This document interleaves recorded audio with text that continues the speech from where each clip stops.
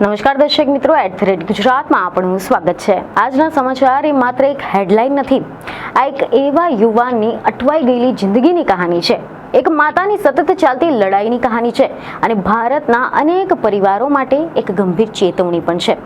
મોરબીની ગલીઓમાં આજે પણ એક માતાની આંખો પોતાની દીકરાની રાહ જોઈ રહી છે।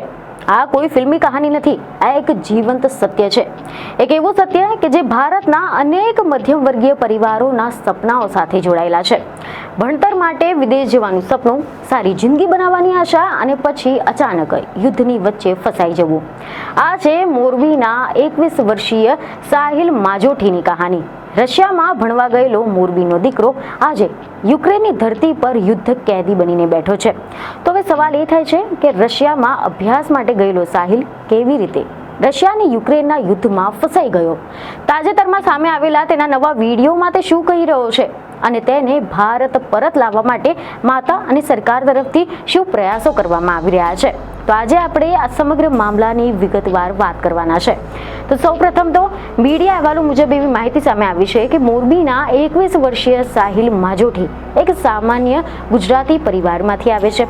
વિજ્ઞાન પ્રવાહમાં 12મું ધોરણ પાસ કર્યું। થોડા સમયમાં મોરબીની સિરામિક ફેક્ટરીમાં કામ કર્યું હતું, પરંતુ મનમાં એક મોટું સપનું હતું, કમ્પ્યુટર સાયન્સ ભણીને આગળ વધવાનું। અને આ સપનાને સાકાર કરવા માટે જાન્યુઆરી 2024માં સાહિલ રશિયા ગયો હતો। શરૂઆતમાં તો બધું જ સામાન્ય લાગતું હતું। ભણતરના સાથે ખર્ચ કાઢવા માટે સાહિલે ડિલિવરી મેન તરીકે કામ પણ શરૂ કર્યું હતું, પરંતુ ત્યાં જ તેની જિંદગી વળાંક લઈ રહી હતી।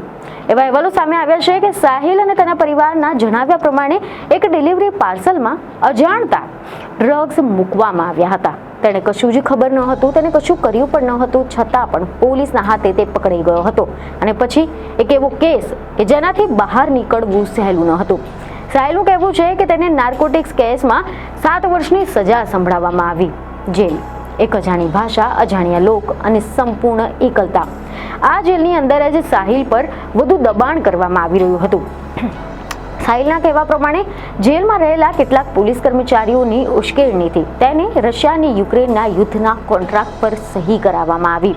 આ જેલની અંદર જ સાહિલ પાસેથી એક એવી સહી લેવામાં આવી કે જેને તે પોતાના જીવનની સૌથી મોટી ભૂલ કહે છે।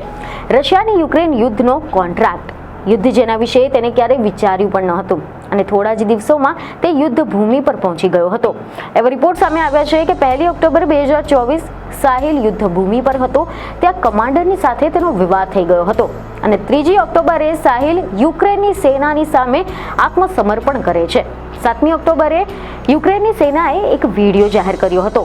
સાહિલ રશિયન ભાષામાં બોલતો દેખાય છે અને તે જણાવે છે કે તે કેવી રીતે યુદ્ધ ભૂમિ સુધી પહોંચી ગયો હતો અને આત્મસમર્પણ કરવાનું કારણ શું હતું। આ વિડીયો સામે આવતા જ ભારતમાં ભારે ચકચાર મચી ગઈ હતી। તે વિડીયોએ સમગ્ર દેશને હચમચાવી નાખ્યું હતું, પરંતુ કહાની અહીંયા પણ નથી અટકતી। ડિસેમ્બર મહિનામાં સાહિલના 2 નવા વિડીયો સામે આવ્યા, એક અંગ્રેજીમાં અને એક હિન્દીમાં। આ વિડીયોમાં સાહિલ થાકેલો અને ડરેલો દેખાય છે, સંપૂર્ણ નિરાશ દેખાય છે। તે કહે છે કે હું અત્યારે યુક્રેનમાં યુદ્ધ કેદી જેવો છું, આગળ શું થશે મને કંઈ જ ખબર નથી। હિન્દી વિડીયોમાં સાહિલ કહે છે કે તે અભ્યાસ માટે રશિયા આવ્યો હતો, પરંતુ આર્થિક અને વિઝા સંબંધિત સમસ્યાઓમાં ફસાઈ ગયો। તે સ્વીકારે છે કે ડ્રગ કેસમાં ફસાયા બાદ તેને જેલમાં રાખવામાં આવ્યો અને ત્યારબાદ યુદ્ધના કોન્ટ્રાક્ટ પર સહી કરાવવામાં આવી। સાહિલના શબ્દોમાં, આ મારી જિંદગીની સૌથી મોટી ભૂલ હતી। આજે હું યુક્રેનમાં ફસાઈ ગયો છું, હું અહીંયા એક પ્રકારનો યુદ્ધ કેદી છું અને મને નથી ખબર કે હવે આગળ શું થશે। આ વિડીયોમાં સાહિલ અન્ય ભારતીય વિદ્યાર્થીઓને પણ ચેતવણી આપે છે। તે કહે છે કે રશિયામાં ઘણા બધા ઠગ લોકો છે, ઘણા ખોટા ડ્રગના કેસ થાય છે અને વિદ્યાર્થીઓએ ખૂબ જ સાવચેત રહેવું જોઈએ। એના પછી સૌથી ભાવુક ક્ષણ ત્યારે આવે છે કે જ્યારે સાહિલ ભારત સરકારને સીધી અપીલ કરે છે। સાહિલ ભારત સરકારને સીધી અપીલ કરતા વડાપ્રધાન નરેન્દ્ર મોદી, વિદેશ મંત્રી એસ જયશંકર બધાને જ મદદ માટે વિનંતી કરે છે કે તેને સુરક્ષિત રીતે જલ્દી ભારત પરત લાવવામાં આવે। આ શબ્દો માત્ર એક યુવાનની વિનંતી નથી, આ એક માતાના આંસુઓનો અવાજ છે। હવે વાત કરીએ આ સમગ્ર મામલામાં સૌથી વધુ સંઘર્ષ કરી રહેલી વ્યક્તિની, સાહિલની માતાની, હસીના બહેનની। એકલતીમાં 20 વર્ષ પહેલા છૂટાછેડા અને એકમાત્ર દીકરો સાહિલ ઓક્ટોબરથી લઈને આજ સુધી હસીનાબેનનો એક જ સંઘર્ષ છે કે મારો દીકરો જીવતો અને સલામત પાછો આવે. ઓક્ટોબર મહિનાથી હસીનાબેન સતત સરકાર અને ન્યાયતંત્રના દરવાજા ખખડાવી રહ્યા છે. તેમણે ગુજરાત સરકારમાં અરજી કરી હતી, દિલ્હી હાઈકોર્ટ સુધી પહોંચ્યા, સાંસદ વિનોદભાઈ ચાવડાને મળ્યા, દિલ્હી જઈને કેન્દ્ર સરકારના અધિકારીઓને રજૂઆત પણ કરી હતી. જેવા અહેવાલો સામે આવ્યા કે દિલ્હી હાઈકોર્ટે પણ કેન્દ્ર સરકારને સ્પષ્ટ સૂચના આપી કે સાહિલનું સરનામું શોધો, તેની સલામતી સુનિશ્ચિત કરો અને તેને ભારત પરત લાવવાની પ્રક્રિયા શરૂ કરો. કોર્ટનું કહેવું છે કે વિયેના કન્વેન્શન હેઠળ જરૂરી તમામ પગલાં લેવા જોઈએ, પરંતુ હકીકત એ છે કે 2 મહિના કરતાં પણ વધુ સમયથી સાહિલ હજુ પણ યુક્રેનમાં છે. સુનાવણીની તારીખો આગળ ધકેલાઈ રહી છે. આગામી સુનાવણી હવે ફેબ્રુઆરી 2026માં નક્કી થઈ ગઈ છે. જો કે કચ્છ અને મોરબીના સાંસદ વિનોદભાઈ ચાવડાએ પણ વડાપ્રધાન, ગૃહમંત્રી, વિદેશ મંત્રી અને યુક્રેનમાં આવેલી ભારતની એમ્બેસીને ઈમેલ કરીને સાહિલને વહેલી તકે ભારતમાં લાવવાની માંગ કરી છે. તો બીજી તરફ દરેક દિવસ હસીનાબેન માટે એક નવી ચિંતા લઈને આવી રહ્યો છે કે મારો દીકરો સલામત હશે કે નહીં, ક્યાંક તેને ફરી એકવાર રશિયાને સોંપી ન દેવામાં આવે.